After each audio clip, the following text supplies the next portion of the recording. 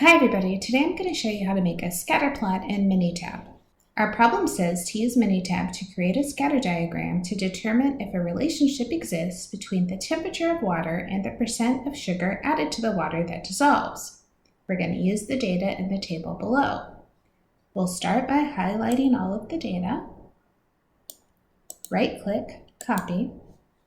Then in Minitab, I'm clicking up into the gray area because I know I have titles that I grabbed along with my data. I'm going to right-click and say Paste. Now that I have all of my data, I'm ready to do a scatterplot. We'll hit Graph, Scatterplot, Simple, OK. Next, we want to assign our variables to X and Y. Because we're comparing the water temperature to the percent of dissolved sugar, we want the water temperature to be X. So in X, I'm going to double-click the water temperature, then click in Y, and let's double-click percent dissolved, and OK. Now we have a scatter plot that we can see rises from left to right.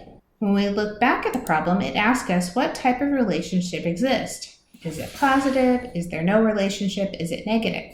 When you're looking at graphs, you're always reading from left to right. Because our values increase left to right, we would select that there's a positive relationship. Well, let's do one more. In this scenario, we have the temperature and relative humidity, and we want to see if there's a relationship between the temperature and relative humidity. So we are going to, again, highlight all of our data, right-click, copy.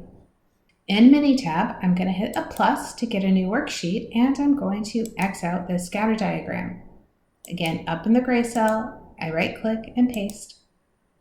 Then we'll go back to Graph, Scatterplot, Simple, and we hit OK. It remembers our selections last time, so let's clear those out and make new selections.